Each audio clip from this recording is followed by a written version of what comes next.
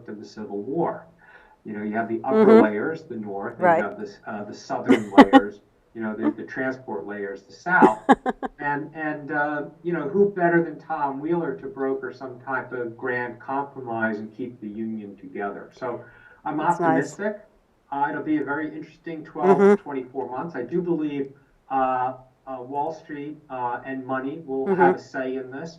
I think, Right.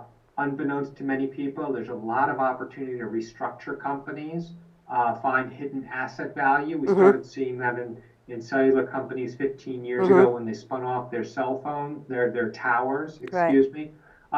But we see things like Netflix and the content companies trying to push their intelligence closer to the edge, which is going to impact the networks. We see enterprises changing dramatically. We see the need for high definition applications and mobility in particular. You know, the notion that now you can use your smartphone to have one of these high definition conference calls, or you can be watching a Netflix video on your smartphone. It's going to have a big impact. And then finally, technology is developing in the core in these data centers that's now radiating out to the edge. It's called network virtualization. And so That's a the mouthful, huh? telecom companies themselves can be disintermediated between the hardware and the software layers. So all of these things are happening simultaneously, and I'm fairly optimistic that we're gonna start seeing improvements. You know, look, it might be one step forward, two steps back, but you know, within 3 years, it's going to be two steps, three steps forward, and Right. one step back. So it looks like we've got an interesting 12 to 18 months ahead of us. Yeah. Good ride. Yep. Well, on that note, again, I know you need to be at another meeting, and I really appreciate your time.